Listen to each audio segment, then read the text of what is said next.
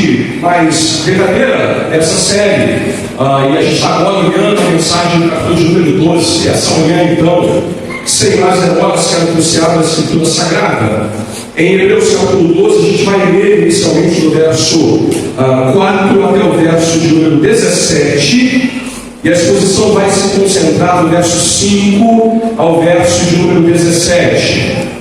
Então, antes de qualquer coisa, eu quero ler o texto bíblico com você. E eu sei que tem muita gente entre nós nos visitando. Então, se você está perto de um visitante e não tem a Bíblia, compartilha com ele a Escritura Sagrada, para que nós possamos acompanhar juntos, então, a leitura do texto. É dito assim, Hebreus 12, do verso 4 ao verso 17, é dito assim: ora, na vossa luta contra o pecado ainda não tendes resistido até o sangue, e estáis esquecidos da exortação que como filhos discorre convosco?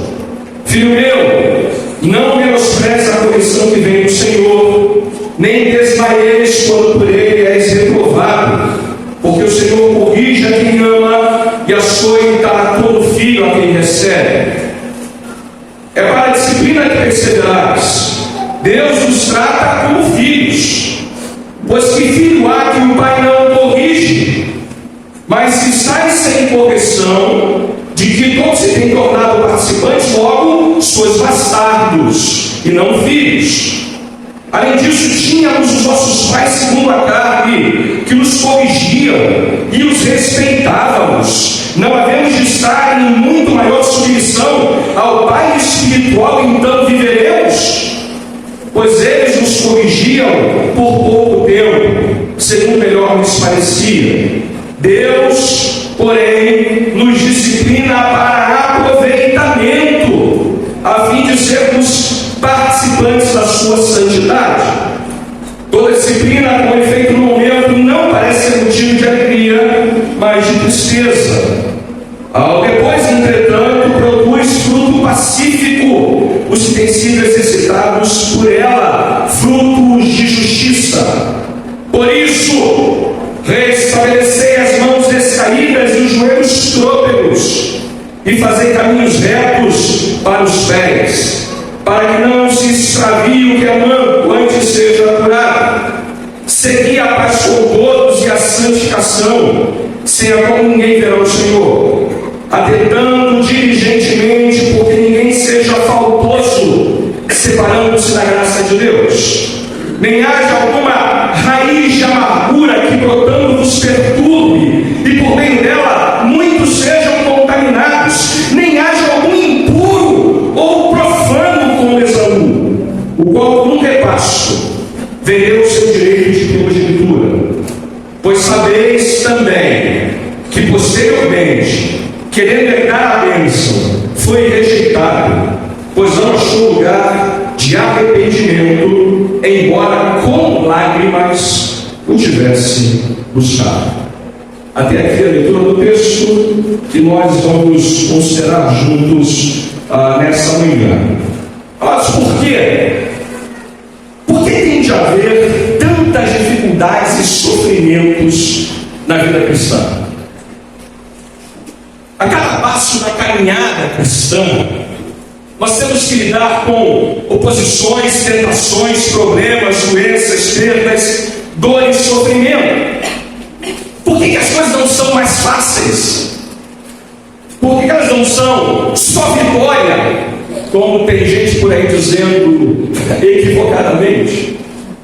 Por que a vida cristã tem que ser repleta de tanta dificuldade e sofrimento? Por que a gente não experimenta na vida cristã aquelas frases que são tão populares entre os jovens hoje em dia, né? Por que não é suave na nave, de boa na lagoa, tranquilo como esquilo, firmão no busão, de leve na neve, de beleza na represa, de manso no balanço, na moral no matagal, legal no bananal, tudo em cima na piscina, tudo certo no deserto, só o sossego do morcego, joia na jiboia e relaxe na durex? Por que não é assim? Algumas você nem conhecia, né? Você vê que pregação é bom para isso também, para aumentar o teu vocabulário. assim na vida cristã. Sabe que os leitores originais desse livro estavam atravessando várias dificuldades na vida cristã. A gente já leu em capítulos anteriores que eles sustentavam grande luta e sofrimento. Eles haviam sido expostos como espetáculo de desprezo, como de tribulação. Eles estavam aceitando com alegria o espólio dos bens deles. Estavam vivendo lutas muito intensas. E por causa disso, imaginavam que o melhor a fazer era desistir da fé cristã. De certa forma, o que eu vou propor na exposição dessa manhã é que eles estavam pensando em desistir, estavam de certa forma sendo dominados pela ideia de abandonar a fé cristã, porque eles desconheciam a resposta para essa pergunta. E a Bíblia está repleta de respostas para essa pergunta.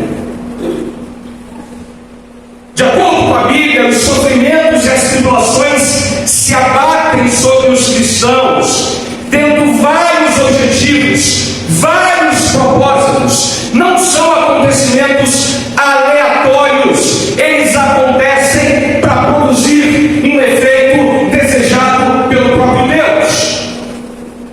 A lista é grande, eu vou apresentar algumas respostas. Por exemplo, as tribulações e os sofrimentos nos ensinam a desapegar nossos corações das coisas desse mundo.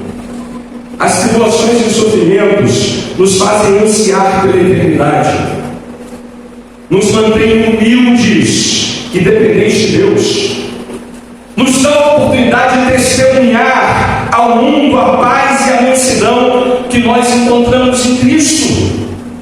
Quando estamos sofrendo tribulações severas, Deus quer que a gente aproveite esse momento para testemunhar a quem não conhece o Evangelho a diferença que o Evangelho faz na nossa própria vida. Mas o autor de Deus quer acrescentar mais uma razão nessa lista. Ele vai nos ensinar nesse texto que um dos mais importantes propósitos de Deus ao usar o sofrimento é que Deus usa isso como disciplina para a nossa vida. Essa imagem do pai representa um pouco essa ideia. E na figura nós somos a criança. Só para você não ter dúvida, tá bom? Nós somos essa que está sendo disciplinada amorosamente. Tá bom? Lembra de uma coisa, essa disciplina que vem do Pai amoroso que nós temos serve para corrigir nossas falhas de caráter, serve para colocar nossos pensamentos e condutas no lugar certo, nos fazer amadurecer na fé. Não significa dizer, irmãos, que todo sofrimento na vida cumpre esse propósito, mas eu estou dizendo que muitas vezes, frequentemente, Deus se utiliza da dor do sofrimento como disciplina que tem como propósito nos fazer amadurecer em algum aspecto da nossa própria vida.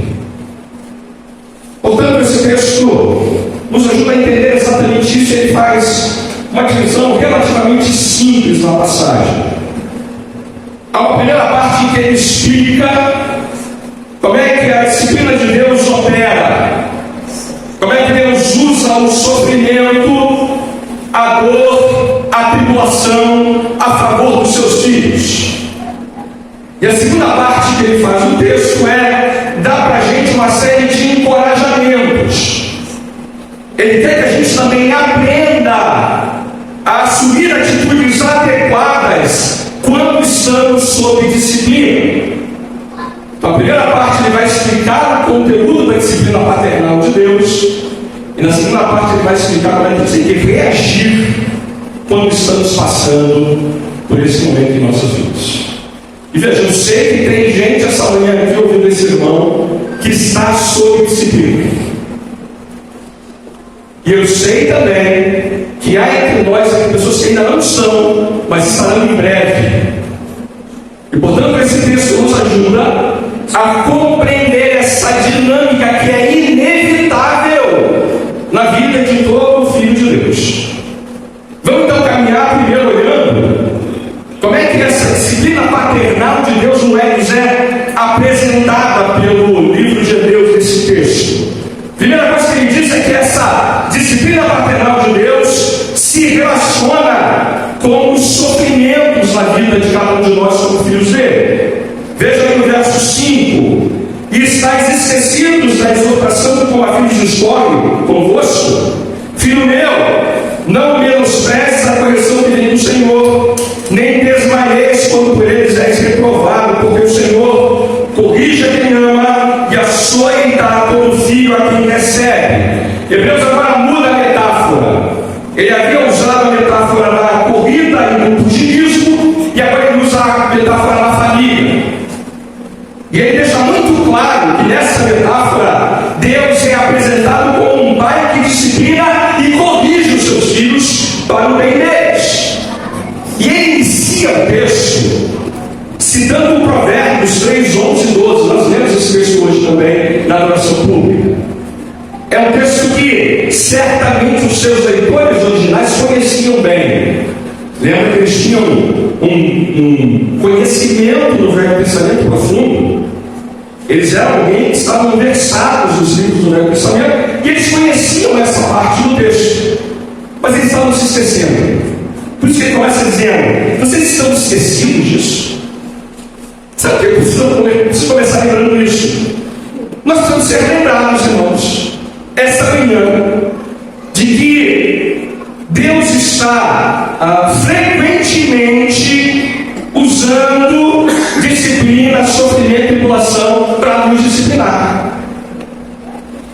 Esse esquecimento seletivo dos leitores originais pode ser também um esquecimento seletivo no nosso caso. Deus está usando lixa grossa, Deus está tirando lascas, Deus está lapidando e levando você para a oficina, e você continua fingindo que nada está acontecendo. Primeira coisa que ele lembra é: não se esqueça do que está em Provérbios. Deus corrige todos os seus filhos, sem exceção. Segunda coisa que ele diz: não menospreze essa correção. Veja o verso 5: filho meu, não menospreze a correção que vem do Senhor. A gente pode cometer um outro erro, né? Que é não levar a sério o que Deus está fazendo. Não meditar na razão que está por trás daquela disciplina e correção. Trata-se de endurecer o coração e colocar a culpa em Deus pelo sofrimento da nossa própria desobediência. Filhos são craques em fazer isso com seus pais. Eles chantagiam os seus pais. Não é verdade?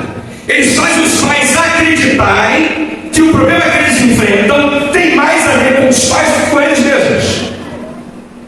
Deus está dizendo assim na sua palavra: não se comporte assim. Não fique raivoso.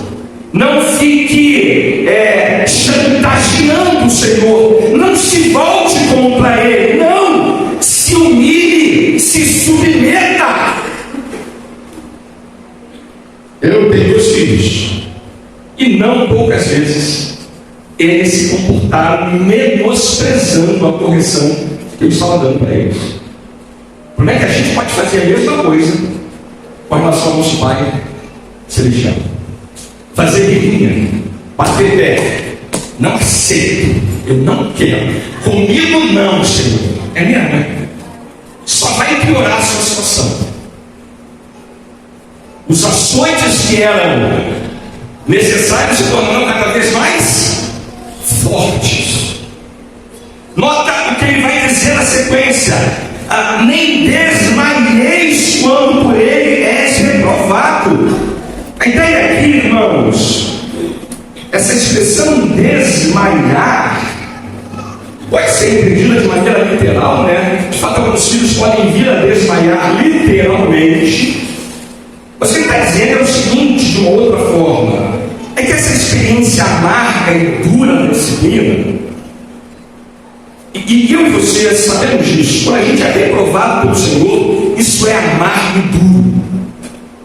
Essa experiência amarga e dura pode fazer alguns filhos desmaiarem, no sentido de ficarem sem ânimo, ficarem apáticos, ficarem indiferentes, desistirem de tudo e, se pudessem, iriam embora, não querendo mais nada da parte do Senhor.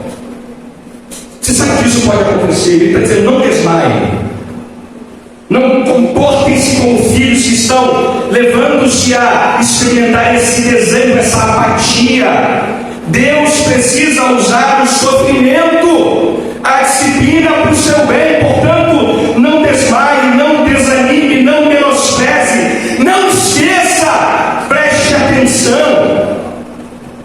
E por que ele dá para a gente essa orientação tão cheia de elementos importantes? Veja o verso 6: porque o Senhor corrige a quem ama e açoita a todo filho que recebe. Então, a resposta dele é a seguinte: é muito difícil a gente entender, no meio da disciplina, da tribulação, da prova, do sofrimento, da dor, da morte, do acidente, do inesperado, da calamidade, que Deus está nos amando. Mas nós não vivemos com base naquilo que vemos, nós vivemos com base naquilo que a Bíblia nos diz. E que a Bíblia está nos dizendo, sintamos ou não, entendamos ou não, é que os açoites de Deus na minha vida, na minha vida e na sua vida acontecem porque Ele nos ama. Veja, o Senhor corrige a quem ama e açoita a todo filho que recebe. A correção divina é prova de amor. Tem comercial no passado que dizia: quem ama, bloqueia. Quem ama, corrige. Quem ama, disciplina. Todo mundo aqui que tem filho sabe que amar o filho não é deixar ele fazer o que ele quiser o tempo todo. Quem tem filho sabe que é preciso corrigi-lo para que ele amadureça. A mesma coisa acontece com a gente. Portanto, a primeira razão é que sofrimento se relaciona na vida cristã com a disciplina que vem do Senhor. Mas há uma segunda verdade: é que não só a disciplina paternal de Deus está relacionada com o sofrimento, mas também ela é uma prova, não apenas uma prova de amor, é prova de que somos filhos de Deus. Veja o verso 7 e o verso 8. É para a disciplina que perseverais. Deus nos trata como filhos, pois que filho há que o pai não o corrija? Mas se estáis sem correção, de que todos se têm se tornado participantes, logo sois bastardos e não filhos. Olha que coisa surpreendente que ele está nos ensinando aqui. Nós suportamos as aflições do açoite de Deus, não desprezamos, não desanimamos, não nos esquecemos, porque tal disciplina nos ensina que elas são uma prova de que somos filhos de Deus. Mas aqui é um contexto um pouco diferente do nosso. No tempo do louvor de Deus, especialmente os filhos dos nobres eram submetidos a um treinamento super severo. Eles eram tratados quase como escravos por um tutor que era contratado pela família para fazer esse filho crescer e amadurecer, porque ele herdaria a fortuna dos seus pais e ele perpetuaria o nome da família.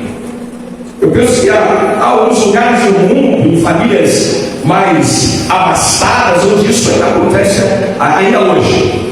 A ideia do texto é que esse filho, portanto, teria de sofrer e aprender, através da disciplina, o nome que ele carregaria na sua vida. Ao passo que havia uma outra categoria de filhos, que era chamados de filhos bastardos, filhos ilegítimos.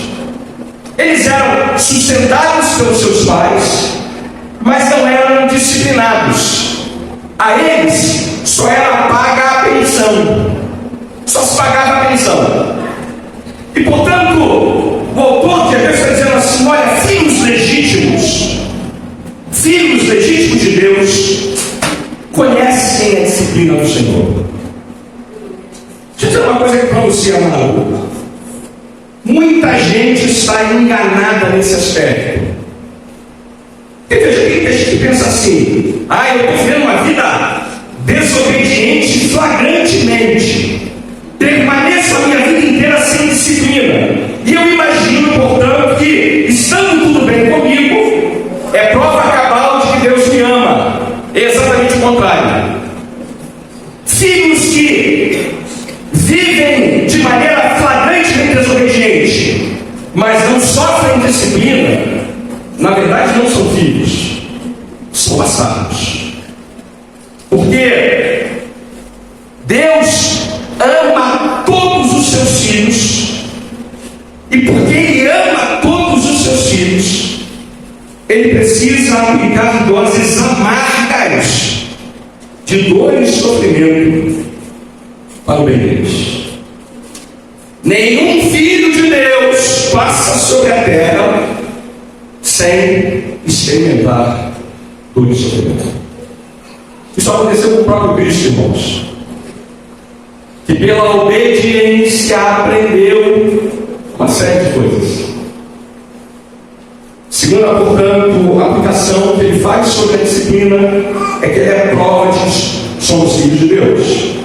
Mas uma terceira coisa que ele nos ensina aqui é que essa disciplina paternal também precisa ser compreendida nesse quesito. Ela só surtirá efeito se nós nos submetermos a Deus nesse processo. Veja o verso 9 e 10. Além disso, tínhamos nossos pais, segundo a carne, que nos corrigiam e os respeitávamos. Não havemos de estar em muito maior submissão ao Pai espiritual, e então viveremos? Pois eles nos corrigiam por pouco tempo, segundo melhor nos parecia. Deus, porém, nos disciplina para aproveitamento, a fim de sermos participantes da sua santidade. Ele agora passa a comparar um pouco a relação que nós temos com os nossos pais terrenos e a relação que a gente deve ter com o Pai celestial. E aqui ele está usando essa comparação porque no seu tempo a coisa funcionava de maneira muito óbvia. Pais eram respeitados pelos seus filhos e pais corrigiam os seus filhos. É claro, irmãos, que infelizmente hoje não é mais assim. Infelizmente. Eu ainda sou da época que filhos pediam a bênção do seu pai. Os filhos mais jovens não fazem nem ideia do que significa isso. Eu já não estou aqui atrelando isso à ideia de receber ou pedir a bênção. Não é esse o meu ponto. É que no passado havia uma clareza dessa relação entre pais e filhos, que exigiam dos filhos respeito e obediência e colocava na conta dos pais disciplinados para o bem deles.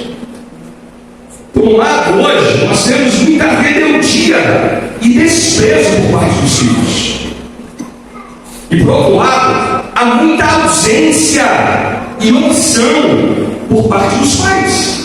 Uma insegurança de que, se ele disciplinar o filho dele, ele não será amado pelo filho. Mentira! Mentira! Olha, portanto, esse texto está se apoiando em alguma coisa que tem que ser melhor compreendida por nós. Eu queria gastar aqui um tempinho nisso. Primeiro, dizer uma coisa aos filhos que estão aqui essa manhã. Filhos, não respeitar pai e mãe é a maior loucura que você pode fazer na sua vida. É a maior burrice que você pode fazer na sua vida. Desrespeitar pai e mãe é uma afronta, não contra os seus pais apenas, mas uma afronta contra o próprio Deus. Deixa eu dizer uma coisa para os filhos: vocês estão sob a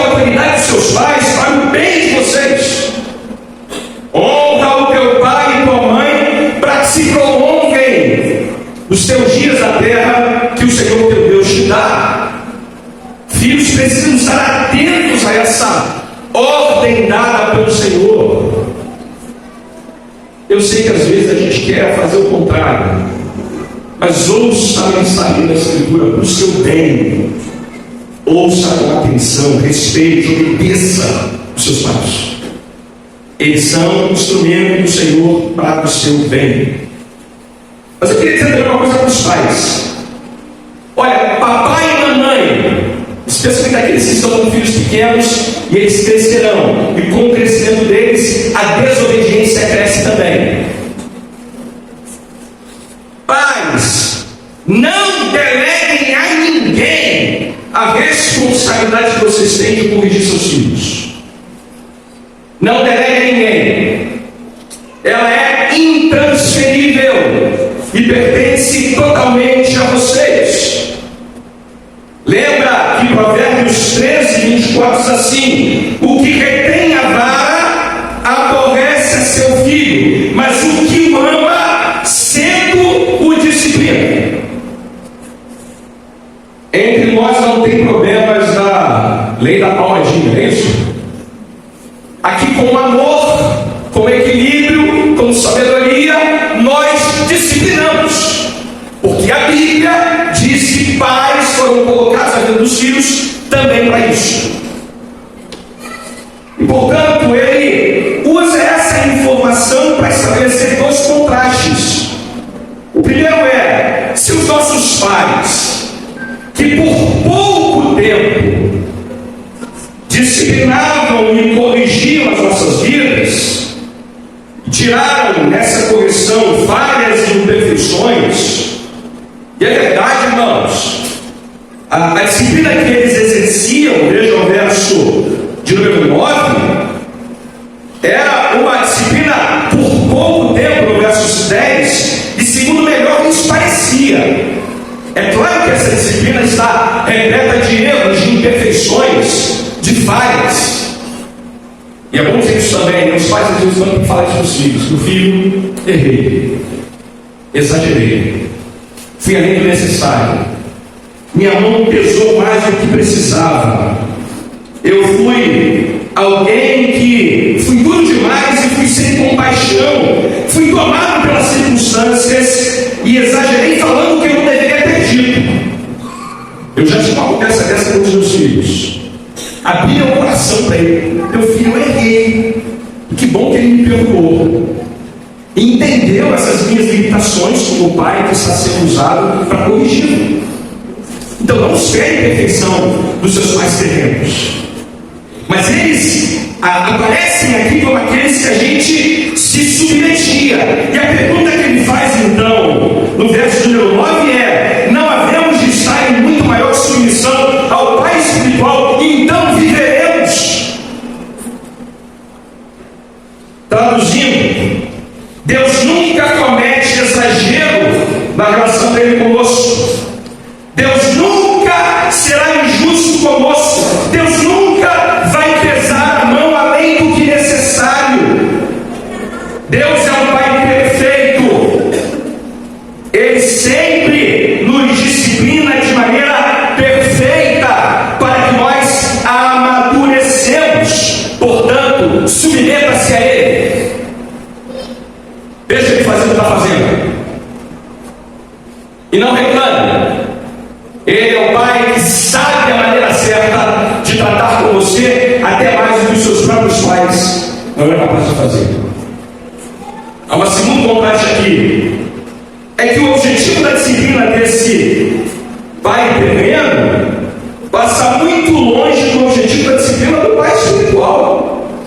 Note que ele diz assim: olha, eles nos corrigiam por pouco tempo durante o tempo da nossa vida, segundo melhor nos parecia. Deus, porém, nos disciplina para aproveitamento, a fim de sermos participantes da sua santidade. O objetivo das disciplinas dos nossos pais era limitado.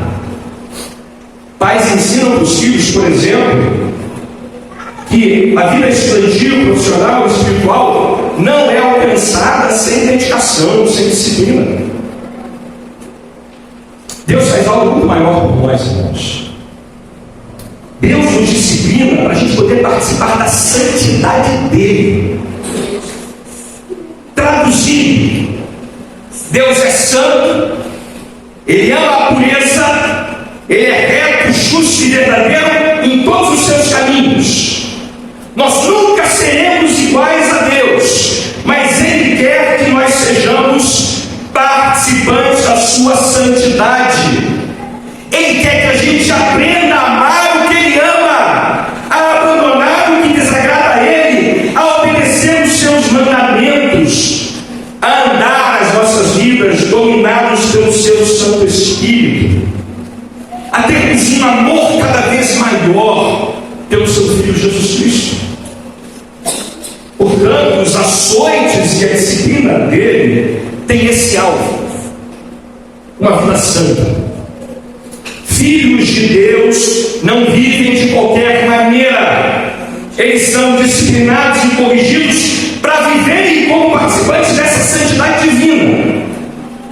Deus está nos corrigindo, disciplinando, para que vivamos assim, aqui e agora, e possamos viver assim eternamente. Então lembra disso. Quando você estiver sendo lá disciplinado, lembra que isso é para tornar você mais parecido com Cristo, e Deus usará toda e qualquer ferramenta para esse fim, inclusive ímpios. Você lembra aquele episódio envolvendo Jonas? E os marinheiros ímpios falaram assim: o que tu está fazendo aqui, rapaz? Os marinheiros ímpios disciplinaram o profeta de Deus, dando para ele uma mensagem que ele não estava atento para observar.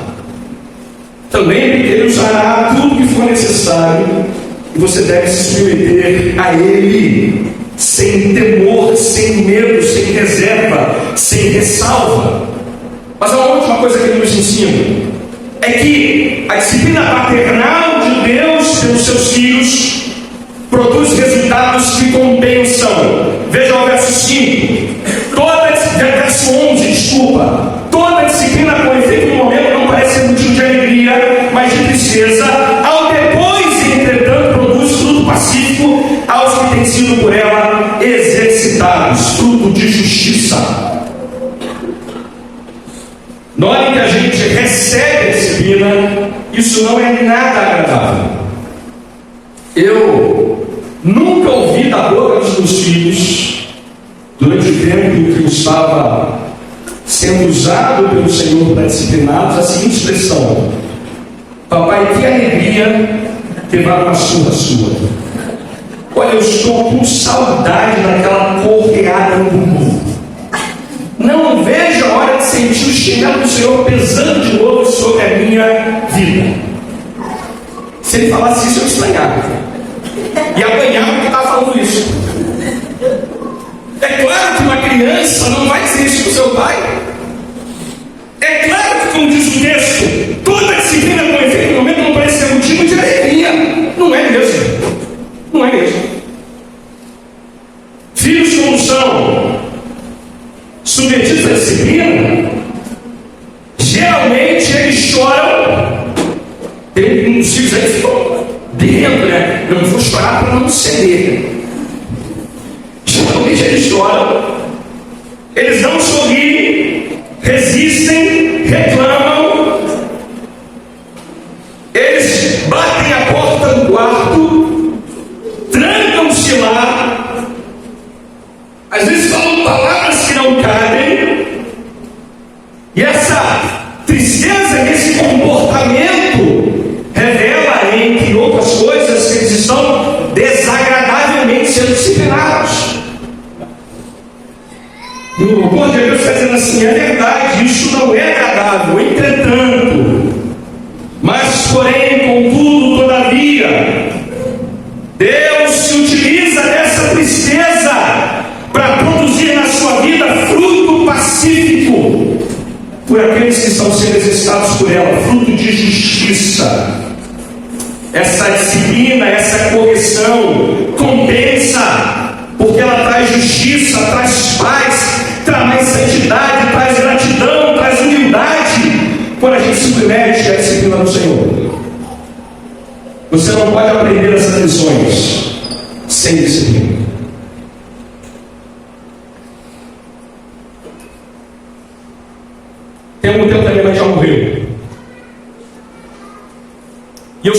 muito grato a Deus.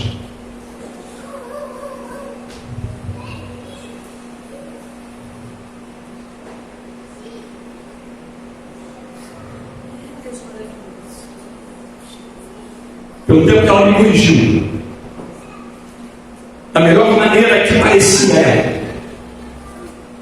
Eu tenho certeza na minha vida que eu sou o homem que sou por causa da disciplina dela.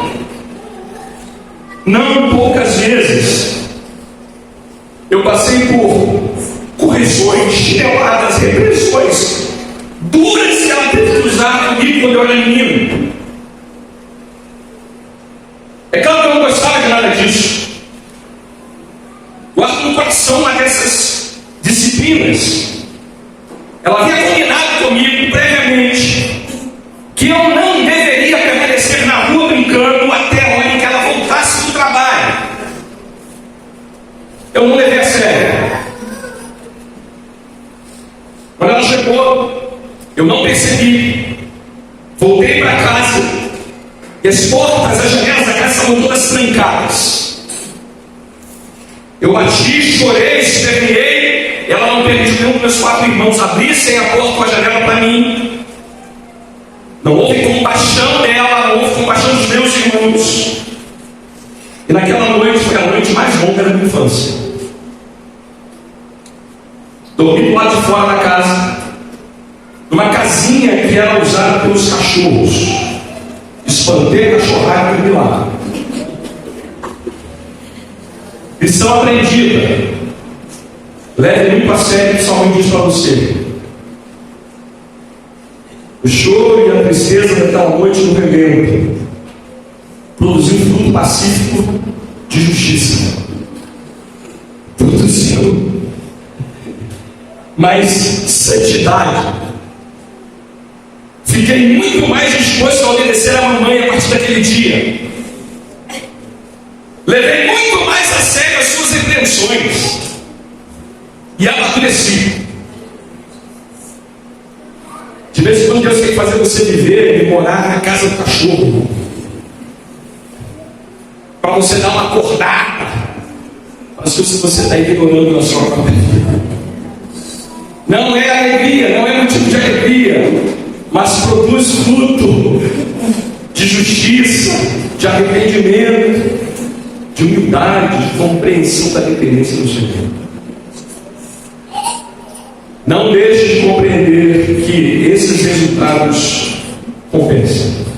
Isso me leva então para a segunda parte do texto que a gente termina a exposição. Ele faz uma segunda coisa que também, depois de ter apresentado a disciplina, ele quer também nos encorajar a lidar com esses momentos da nossa vida da maneira adequada. Então veja, quando você estiver sendo disciplinado, lembre não apenas dessa primeira parte do texto, mas lembre também desses encorajamentos que ele vai nos dar na sequência. Todos eles estão vinculados com a disciplina. E eu queria, antes de olhar cada um deles, mostrar para você que aqui o autor de Hebreus nos dá 5 orientações que a gente deve observar quando estamos sob disciplina. Me permita dizer que essas orientações que ele vai dar, esses imperativos que ele vai nos dar, são imperativos coletivos. O que ele está querendo dizer com isso? É que toda a igreja deve estar participando dessas etapas, desses imperativos. Não é algo que deve ser feito apenas pelos pastores e diáconos da igreja, não! A igreja precisa ser uma comunidade de irmãos que se apoiam, que se amam, que cuidam uns dos outros, especialmente quando irmãos nossos estão sendo disciplinados pelo Senhor. Enfrentar esse sofrimento, essa tribulação sozinho, é terrivelmente mais difícil do que enfrentá-la acompanhado de irmãos que nos apoiam, nos sustentam, se colocam do nosso lado como uma família. O apoio e o carinho da igreja nessas horas faz toda a diferença. Faz toda a diferença. Traz um pouco mais de tranquilidade e paz para lidar com o sofrimento, da disciplina, da tribulação que Deus está impondo sobre nós. Deixa eu dar um testemunho aqui. Eu tenho visto isso acontecer entre nós, tá, irmãos? Eu sou muito grato a Deus por isso. Porque vejo quando a gente está enfrentando a disciplina e a gente compartilha isso com os nossos irmãos, há esse interesse em amar, cuidar, apoiar, apresentar um pouco do ombro amigo para ser usado nesse período de disciplina. E eu sei que irmãos que estão aqui, que estão passando por disciplina, já passaram no passado, podem testemunhar nessa mesma direção.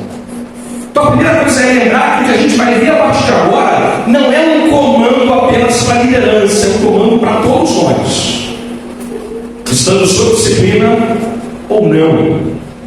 Sejamos atentos a oferecer para esses irmãos aquilo que esses versículos vão nos ensinar então a partir desse instante. A primeira coisa é: fortaleçam as mãos frouxas e firmem os joelhos vacilantes, versos número 12. Por isso, restabelecer as mãos descaídas e os joelhos trôpegos, e fazer caminhos retos para os pés, para que não se extravie o que é manco, antes seja curado.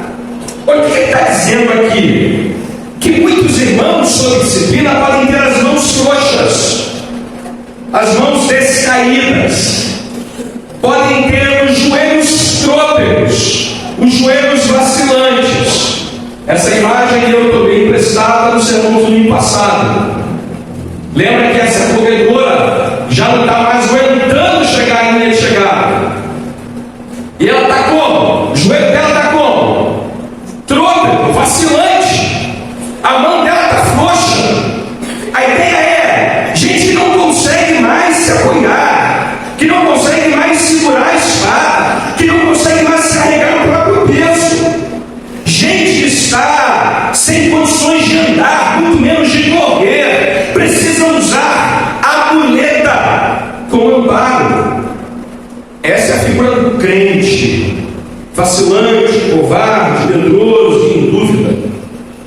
Às vezes a disciplina e o sofrimento bateram forte na porta dele, e ele ficou com mãos frouxas, com os joelhos vacilantes, e está pensando em desistir. O que a gente tem que fazer com esse irmão? Coragem, irmão! Sei que você ficou assustado agora, né? Coragem! Acordem, vamos lá! Falta só um pouquinho! A vitória final é certa! Anime-se! Siga em frente! O choro não pode durar uma noite, o sofrimento e a disciplina também, mas eles não durarão para sempre. A alegria virá para amanhã, irmão. Fica firme. A vitória final é certa. E aí essa ideia é: faça para esse irmão um caminho reto.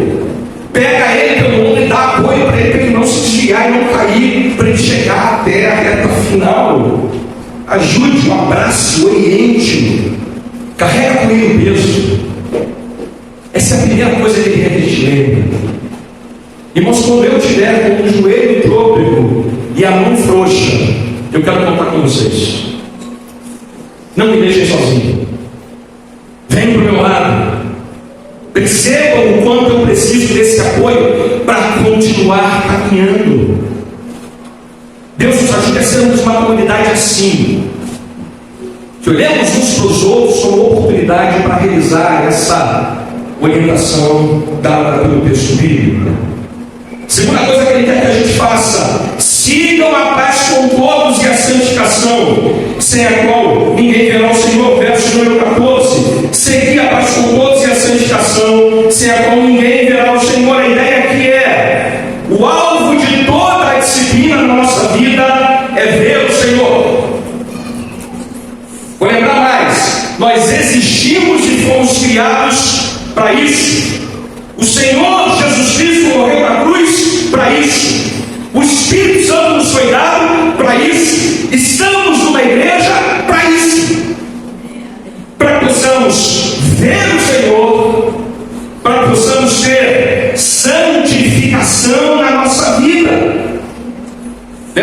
coisa, ver o Senhor, é o que aguarda você depois da morte, se você está em Cristo. Portanto, aceitem o que Deus está fazendo na vida de vocês. Aceitem que o sofrimento e a disciplina servem para isso. Submeta-se, entenda, humilhe-se, quebrante-se. Aceite a correção que Ele está realizando. Quando vocês estiverem sendo disciplinados, diz o autor de Hebreus, não caiam na tentação de ficarem irritados, furiosos, ressentidos, magoados, especialmente quando essa dor é causada por uma outra pessoa. A raiva e a ira só vai endurecer ainda mais o seu coração, só vai afastá-lo ainda mais de Deus. Siga a paz, perdoe e reconcilie-se. É nesse ambiente, buscando a paz, a santificação, que nós vemos o Senhor de maneira a experimentar Deus agindo em nossas vidas e através de nós. Então, mas uma outra coisa importante é não dar vazão para avaliações precipitadas do que está acontecendo. A gente é muito precipitado, a gente é muito apressado. Aguarda, irmão, fique em paz, busca santificação. Não usa aquele momento para dar vazão a pecados que podem acabar afastando você ainda mais do Senhor. Que coisa importante que temos aqui, né, irmãos? Ninguém verá o Senhor se não seguir a paz e a santificação. Terceira coisa que Ele nos ensina: ninguém seja faltoso. Veja o verso 15: atentando diligentemente, porque ninguém seja faltoso, separando-se da graça de Deus. Aqui tem uma coisa interessante, né? Faltoso aqui não é apenas alguém que falta ao culto público, embora isso esteja incluído. Aqui a ideia é alguém que recebeu o favor de Deus, foi abençoado por Ele, recebeu muitos privilégios, mas de repente na vida passa a experimentar sofrimento, provação, adversidade, dificuldade, e nesse momento ele se esquece de tudo que Deus fez por ele, vira as costas para o Senhor e com o coração cheio de raiva quer se vingar de Deus do mundo. Ele abusa da paciência de Deus e como resultado se separa da graça dele. A esse provérbio árabe que resume bem a ideia do faltoso. O ingrato se esquece de 1000 pratos de comida que recebeu, mas se lembra de um que faltou. Você conhece gente assim? Não precisa dizer para mim não. Conhece? Não se comporte assim com Deus. Nenhum de nós seja faltoso. Deus tem dado para você, eu não preciso contar sua história para você. Deus tem dado para você, dia após dia, milhares e milhares e milhares e milhares e milhares e milhares de bênçãos. Não faça essa conta, não vale a pena. Aí quando Deus trata você a disciplinar você começa a achar que pode esquecer dos 1000 pratos e começar a lembrar daquele que faltou. Eu vi um vídeo há um tempo atrás de um pai que estava apresentando para o filho uma nota. Está aí uma nota de R$1 milhão para você pagar. Eu falei: que nota é essa, pai? É o que eu gastei com você pela sua criação até esse dia. Se a nota pega, hein? Que beleza. Aí eu falei: você é mesmo, pai? Foi isso aí que eu consegui contabilizar. Tem coisa que não está nem nessa nota. Imagina. Não é assim que Deus nos trata, irmãos. Ele, portanto, espera que nós não sejamos faltosos, separando-nos da graça dele. É uma loucura agir dessa maneira com Deus. Crente verdadeiro jamais se comporta assim. Mas cuidemos para que nenhum de nós seja faltoso. Cuidemos de nós mesmos. Cuidemos uns dos outros nesse sentido. Quarta e penúltima orientação que ele nos dá: que não haja entre vós nenhuma raiz de amargura que brotando vos perturbe, e por meio dela muitos sejam contaminados. Verso 15 também: nem haja alguma raiz de amargura que brotando vos perturbe, e por meio dela muitos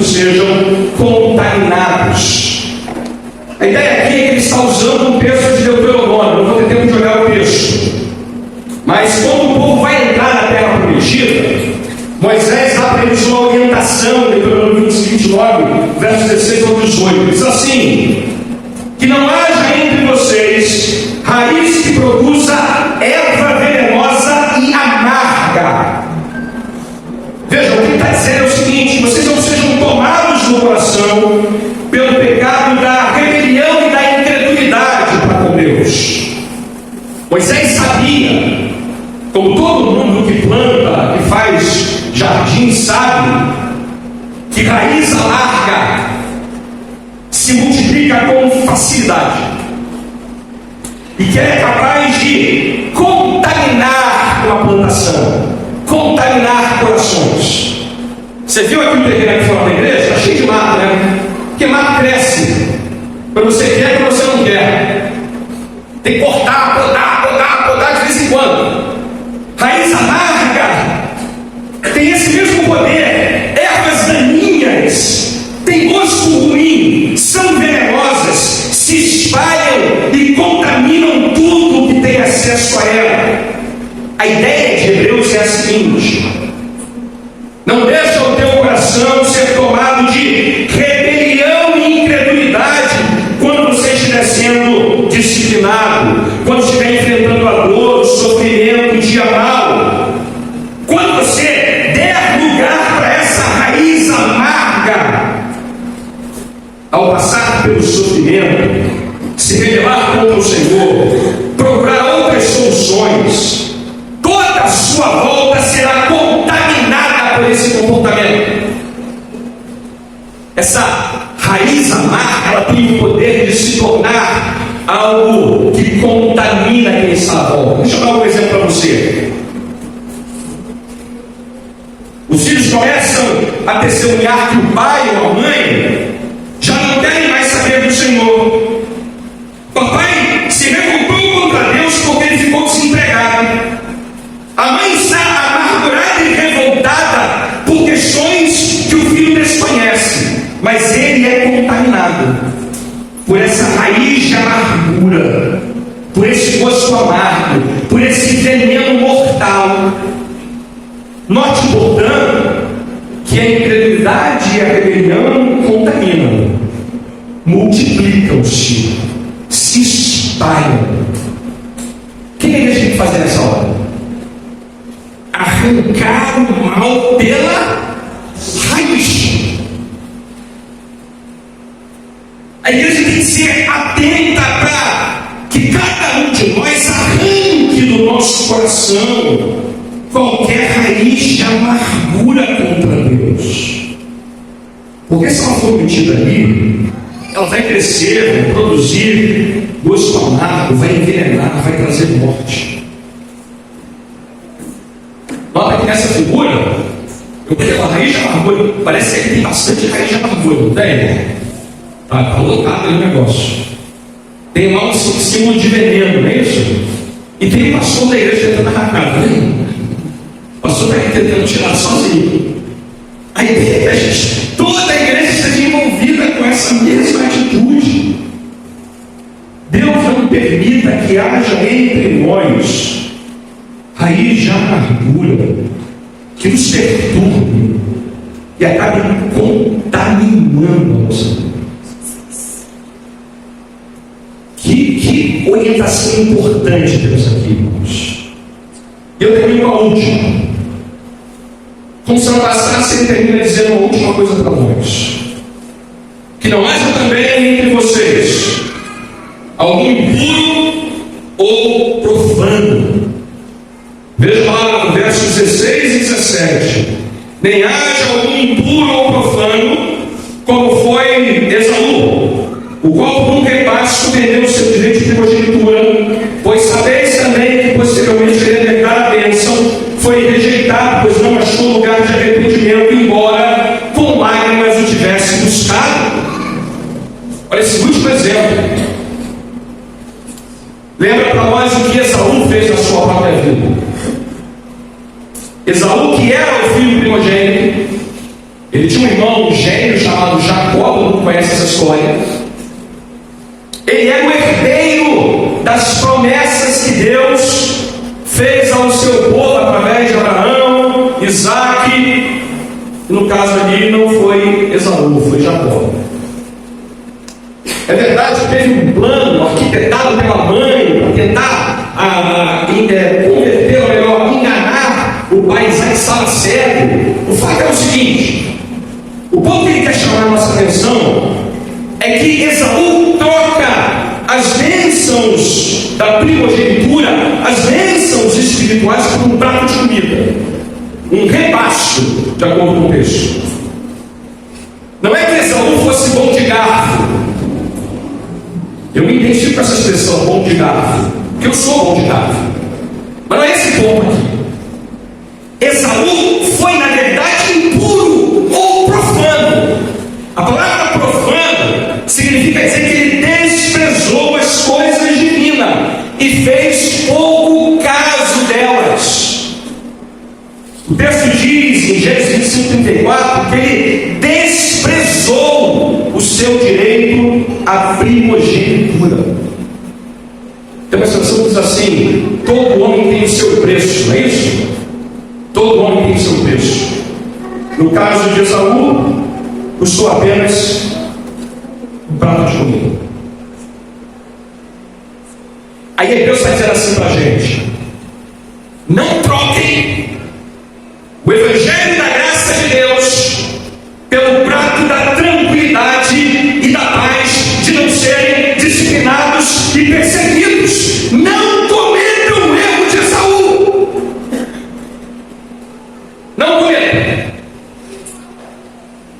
Deixa eu perguntar isso para você, irmão. Qual o preço que a gente coloca nos nossos privilégios espirituais? Qual o preço que a gente coloca por sermos filhos de Deus e sermos tratados por Ele como disciplina?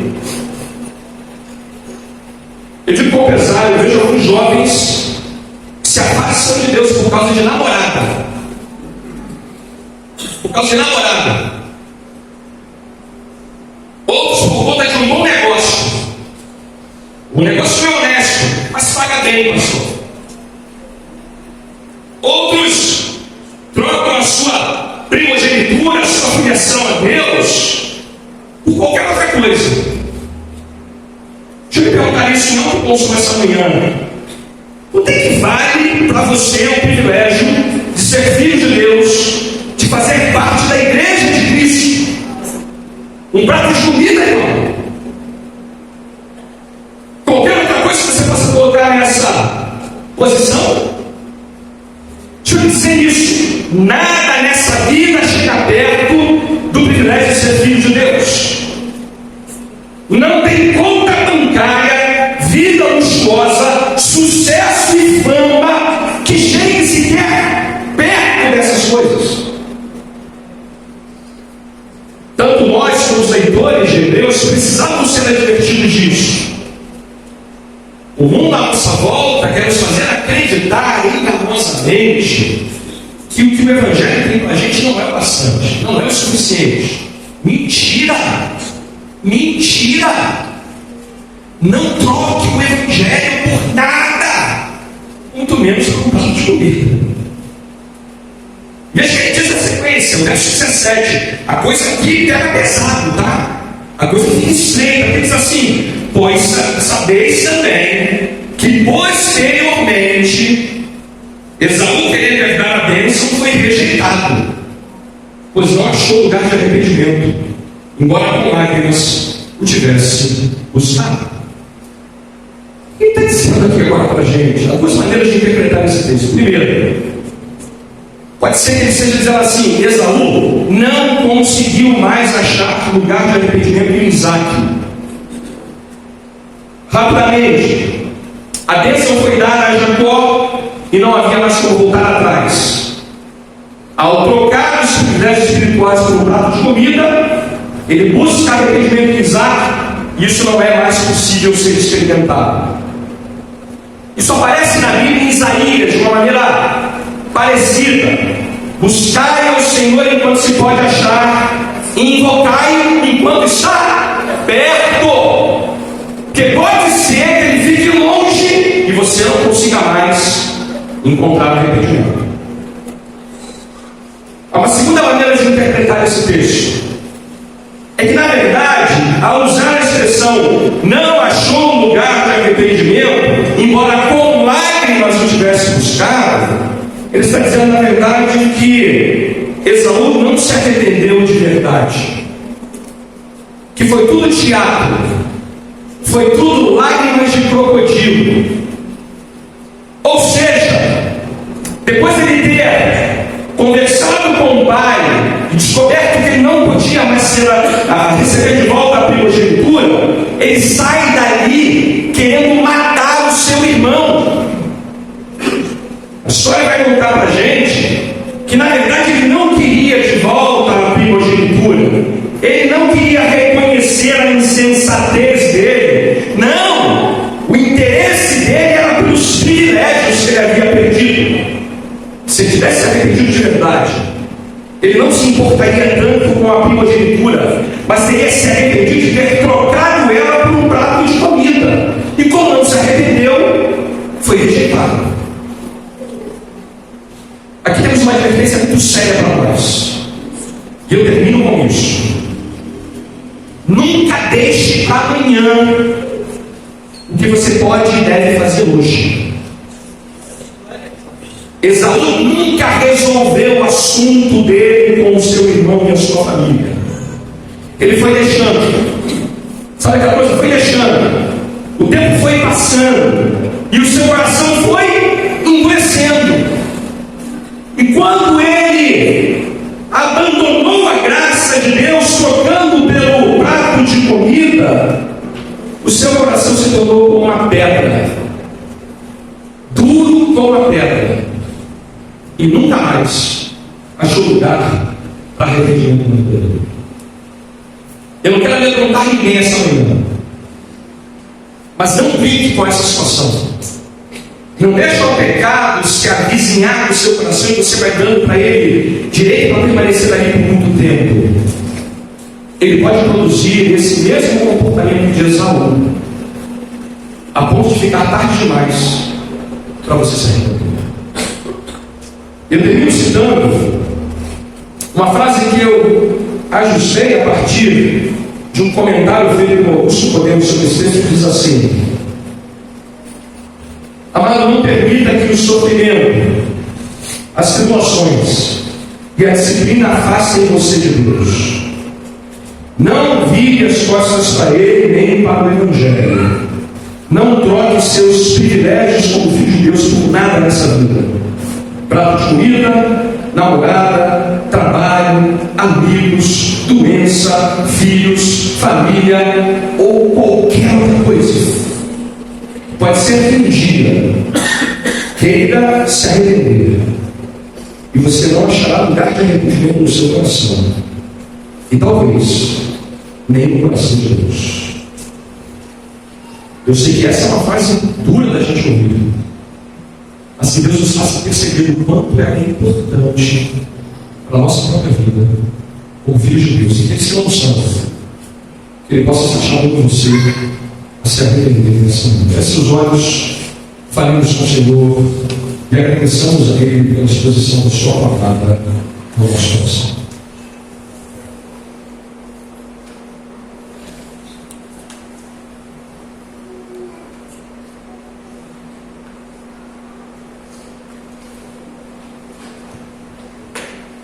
Fale com o Senhor.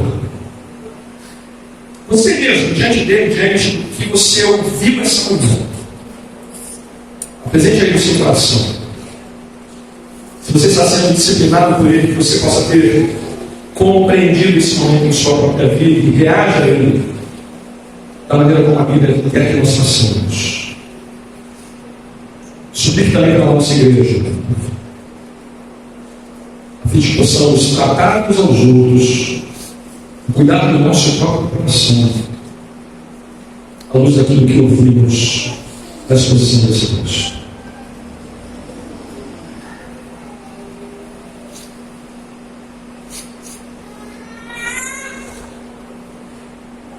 Pai Santo, Pai amoroso, é duro ser disciplinado pelo Senhor. Não é motivo de alegria do nosso coração. Mas ajuda-nos a entender, com teus filhos, os açoites de Deus em nossa própria vida é para nos fazer participantes da tua própria santidade, Senhor. Consola aqueles irmãos que estão aqui essa manhã, que estão atravessando momentos duros, difíceis, tribulações agudas em suas próprias vidas. Aqueles que estão com os joelhos trôpegos, mãos frouxas, que a tua palavra os sustente, os ampare, nos dê discernimento, não nos permita ter raiz de amargura brotando em nosso coração, que não haja impuro e profano entre nós. E de fato, nós saibamos que o Senhor nos disciplina porque nos ama. Quem disciplina todos os seus filhos faz assim porque os ama. Nos dá, portanto, um coração que se submeta ao Senhor, que permita que o Senhor realize em nossa vida um amadurecimento, uma mudança de caráter, as repreensões, as correções que forem necessárias, como o Pai perfeito que é para o nosso bem. Ajuda-nos também, como pais, a sermos instrumentos em tuas mãos para, no tempo que estiver sobre a nossa orientação, ensinarmos nossos filhos da maneira correta, adequada, bíblica. Que os filhos que aqui estão possam também se submeter aos seus pais, sabendo que essa autoridade é do bem deles. E que todos nós, como teus filhos, sejamos levados a compreender a importância de uma passagem como essa na nossa própria vida. E aqueles que não são teus filhos, chama-os ao arrependimento. Eles busquem o Senhor enquanto se pode achar. Eles invoquem a Ele enquanto Ele está perto. A Deus faz assim, para a glória do teu nome. Faz assim, no amadurecimento de cada um de nós. É a nossa súplica com gratidão. E em nome do Senhor Jesus Cristo. Amém. Amém. Mas a gente vai passar um momento muito especial nessa manhã. E eu não vou nem fazer o anúncio